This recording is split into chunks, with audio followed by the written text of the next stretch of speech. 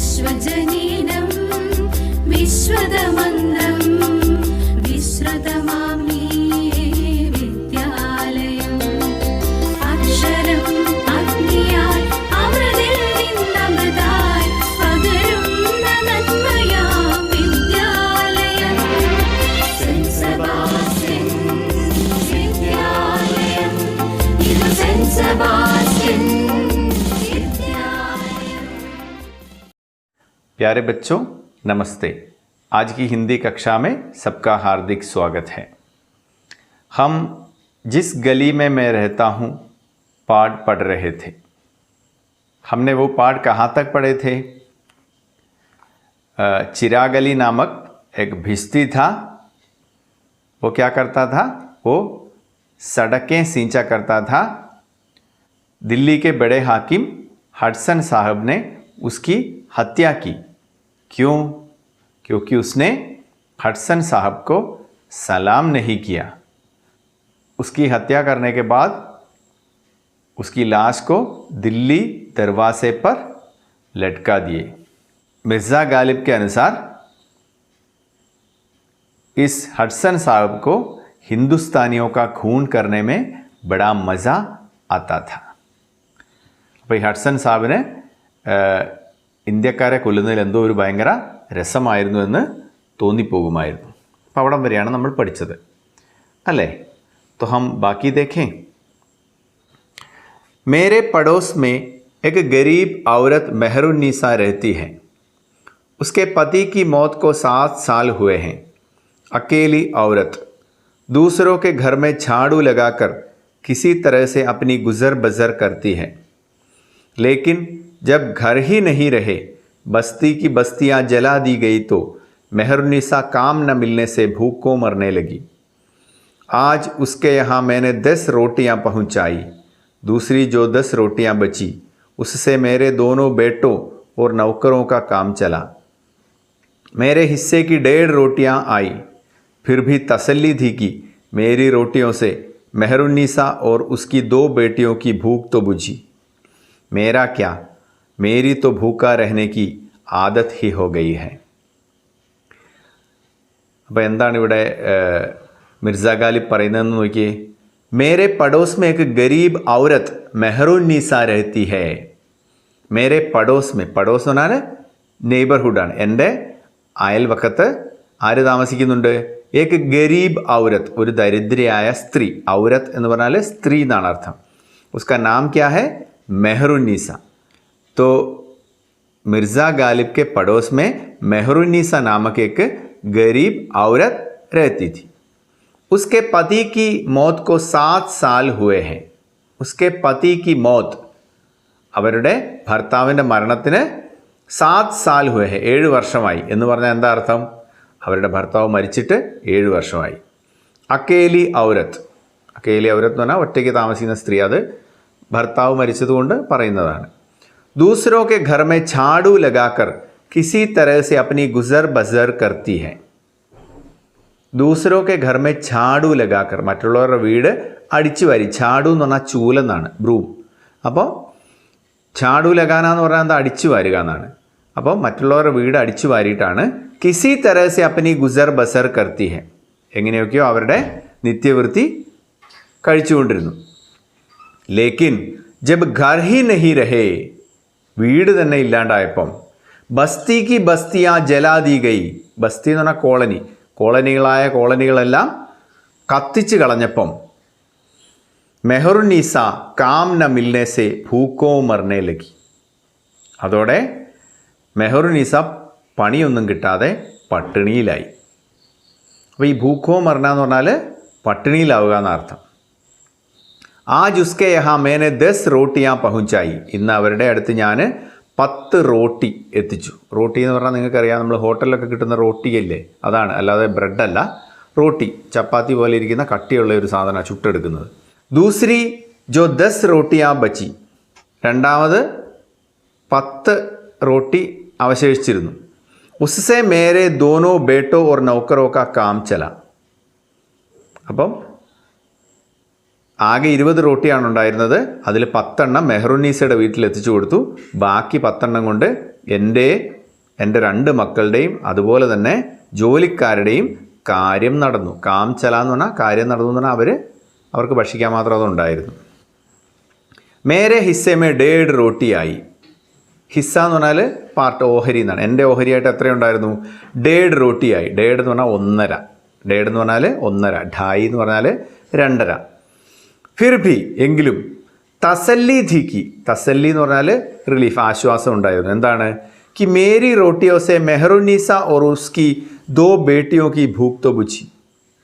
എനിക്ക് 1.5 റോട്ടിയേ കിട്ടിയുള്ളൂ. പക്ഷേ എനിക്ക് എന്തായിരുന്നു എൻ്റെ ആശ്വാസം? എൻ്റെ റോട്ടികൾ കൊണ്ട് മെഹറുന്നീസയും അവളുടെ 2 പെൺമക്കളും അവരുടെ വിശപ്പ് ശമിപ്പിച്ചു എന്നോർത്തപ്പോൾ ആർക്ക് ആശ്വാസം ഉണ്ടായിരുന്നു? മിർസ ഗാലിബിന്. മേരാക്യ, എൻ്റെ ഇപ്പം എന്താ? മേരി തോ ഭൂക്കാ രഹനേക്ക് ആദത് ഹി ഹോ ഗയി ഹെ. എനിക്കിപ്പോൾ എന്താണ്? എനിക്ക് ഈ വിശന്നിരിക്കുക എന്നുള്ളത് ഒരു ശീലമായി മാറി. ആദത്ത് എന്ന് പറഞ്ഞാൽ എന്താണ് അർത്ഥം? ശീലം. ഭൂക്കാ രഹന എന്ന് പറഞ്ഞാൽ വിശന്നിരിക്കുക. മേരി തോ ഭൂക്കാ രഹനേക്ക് ആദത് ഹി ഹോ ഗയി ഹെ. അപ്പോൾ ആ പാരഗ്രാഫ് മനസ്സിലായില്ലേ? ഇനി അടുത്ത പാരഗ്രാഫ് നോക്കിയേ. മേരാ പടോസി हीरा सिंह एक नौजवान है, वह मुझे हिम्मत बंधाता है.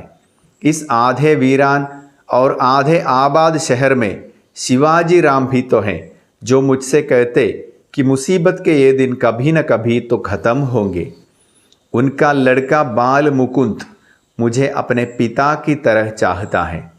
जब मैं बीमार पड़ा, बाल मुकुंद अंग्रेज सिपाहियों की नज़रों से बचते बचाते एक हकीम को मेरे पास ले आया. हकीम की दवा से मेरी जान बची. मुझे ज़िंदगी बाल मुकुंद की मदद से ही वापस मिली.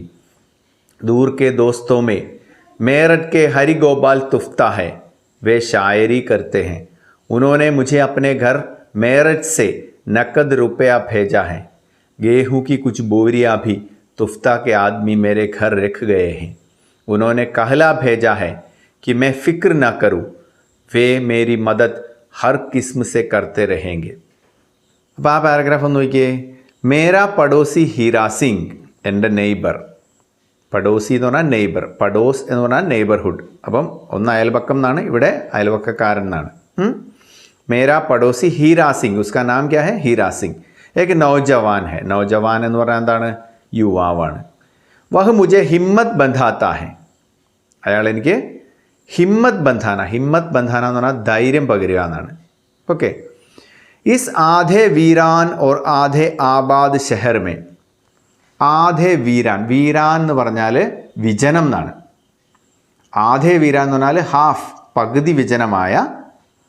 ഓർ ആധെ ആബാദ്, ആധെ ആബാദ് എന്ന് പറഞ്ഞാൽ ഹാഫ് പോപ്പുലേറ്റഡ് എന്ന് പറഞ്ഞാൽ പകുതിയോളം ആൾക്കാരേ ഉള്ളൂ ഇപ്പോൾ ആ പട്ടണത്തിൽ. ഷെഹർമേ, അപ്പം ഈ പകുതി വിജനവും പകുതി പോപ്പുലേറ്റഡുമായ ഈ പട്ടണത്തിൽ ശിവാജി റാം ഭീത്തോ ഹെ. ശിവാജി റാം എന്നൊരാളും കൂടി ഉണ്ട്. ജോ മുജ്സെ കഹത്തെ ഹെ, അദ്ദേഹം എന്നോട് പറയുമായിരുന്നു कि मुसीबत के ये दिन कभी न कभी तो ख़त्म होंगे.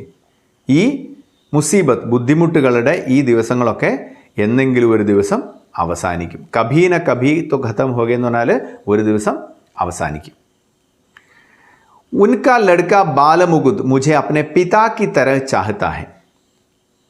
അപ്പോൾ അദ്ദേഹത്തിൻ്റെ മകൻ ബാലമുകുന്ദ്, ശിവാജി റാം കാ ബേട്ട ബാലമുകുന്ദ് മുझे अपने पिता की तरह चाहता है. എന്നെ അവൻ്റെ അപ്പനെ പോലെയാണ് സ്നേഹിക്കുന്നത്. ജബ് മേ ബീമാർ പടാ, ഞാൻ അസുഖമായി കിടന്നപ്പം, ബാലമുകുന്ദ് അംഗ്രേസ് സിപ്പാഹിയോ കി നസറോ സെ ബച്ത്തെ ബച്ചാത്തെ. ബാലമുകുന്ദ് എന്ത് ചെയ്തു? ഇംഗ്ലീഷ് പട്ടാളക്കാരുടെ കണ്ണു വെട്ടിച്ച്, നസറോ സെ ബച്ത്തെ ബച്ചാത്തെ എന്ന് പറഞ്ഞാൽ കണ്ണു വെട്ടിച്ച്, ഏക്ക് ഹക്കീം കോ മേരെ പാസ് ലേ ആയ. ഹക്കീം എന്ന് പറഞ്ഞാൽ വൈദ്യൻ അല്ലെങ്കിൽ ഡോക്ടർ എന്നൊക്കെയാണ് അർത്ഥം. അപ്പം ഞാൻ അസുഖമായിട്ട് കിടന്നപ്പോൾ ഈ ബാലമുകുന്ദ് എന്ത് ചെയ്തു? അവൻ ഇംഗ്ലീഷ് പട്ടാളക്കാരുടെ കണ്ണ് വെട്ടിച്ച് ഒരു വൈദ്യരെ എൻ്റെ അടുത്ത് കൊണ്ടുവന്നു. ഹക്കീം കി ദവാസെ മേരി ജാൻ ബച്ചി. ഹക്കീമിൻ്റെ മരുന്ന് കൊണ്ട് എൻ്റെ ജീവൻ രക്ഷപ്പെട്ടു. ജാൻ എന്ന് പറഞ്ഞാൽ ജീവൻ എന്നാണ്, ദവ എന്ന് പറഞ്ഞാൽ മരുന്നെന്നാണ്. അപ്പം വൈദ്യരുടെ മരുന്ന് കൊണ്ട് എൻ്റെ ജീവൻ രക്ഷപ്പെട്ടു. മുझे ജിന്ദഗി ബാലമുകുന്ദ് കി മദദ് സെ ഹി വാപ്പസ് മിലി.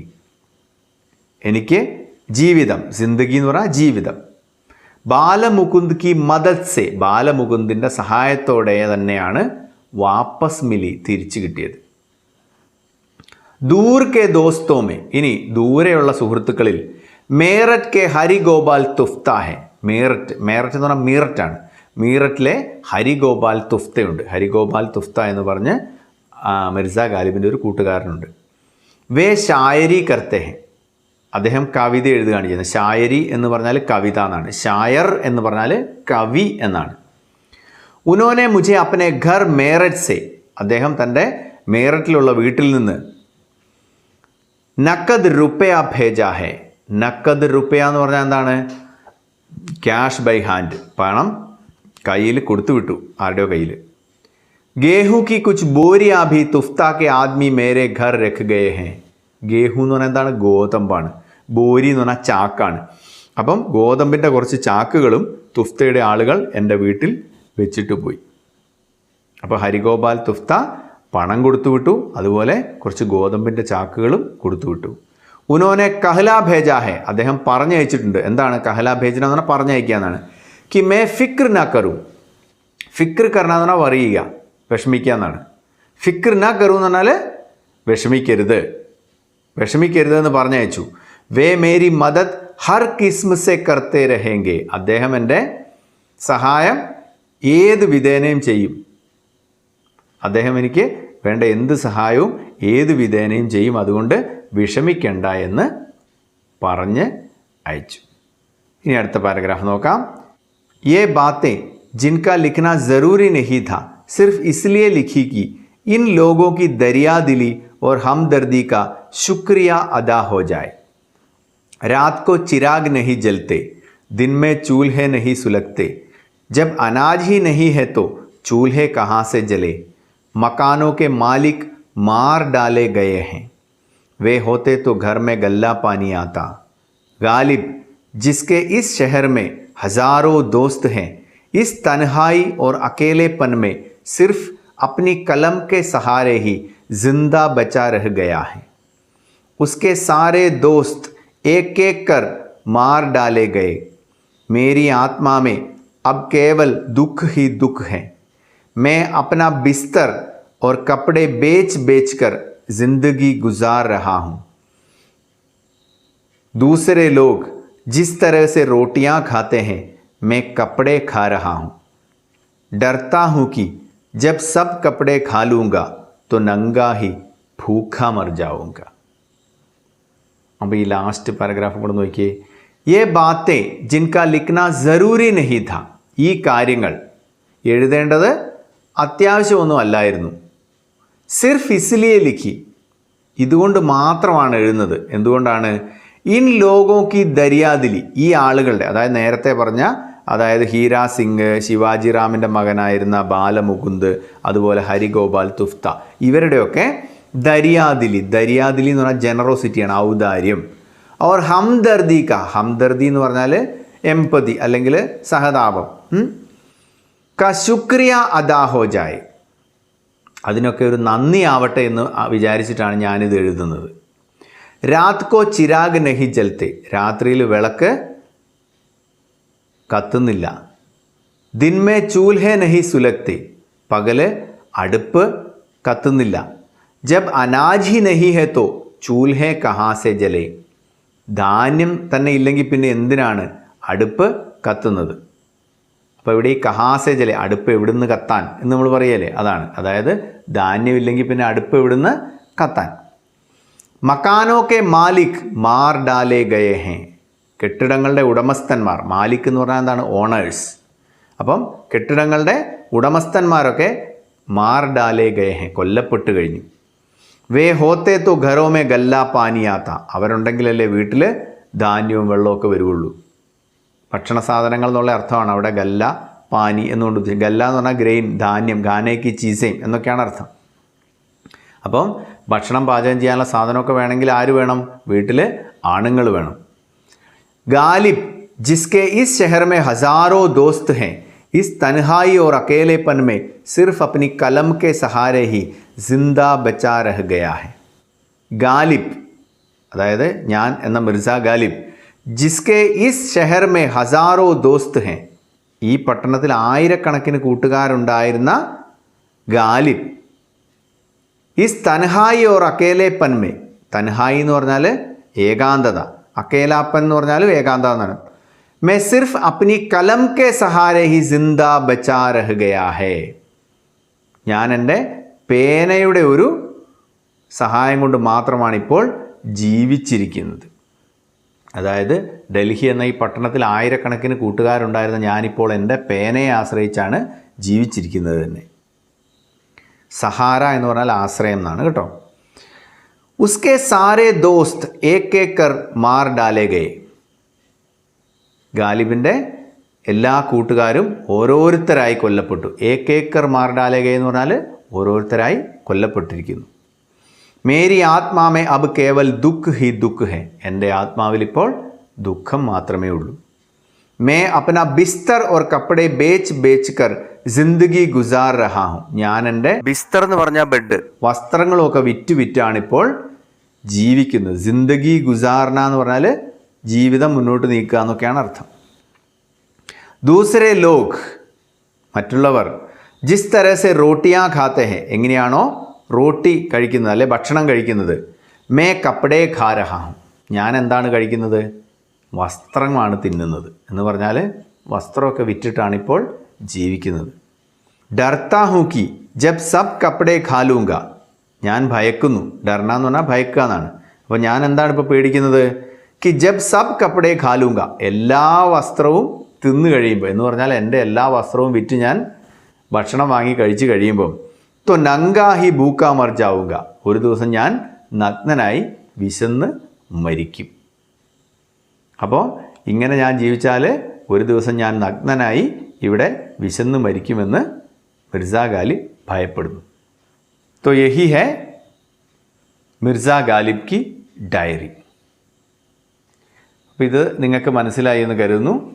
അപ്പോൾ ഈ ഭാഗങ്ങൾ നിങ്ങൾ നന്നായിട്ട് വായിക്കണം, പാഠം മൊത്തം വായിക്കണം. ഇതിനു മുമ്പുള്ള ഭാഗങ്ങൾ നിങ്ങൾ വായിച്ചു എന്നാണ് വിചാരിക്കുന്നത്. അപ്പോൾ ഇതും നന്നായിട്ട് വായിച്ചു നോക്കുക. ഒത്തിരി വാക്കുകളുണ്ട് ഇതിനകത്ത്, ഇതൊക്കെ നന്നായിട്ട് പഠിക്കുക. ओके, तो हम अगली कक्षा में मिलेंगे. धन्यवाद. अलविदा.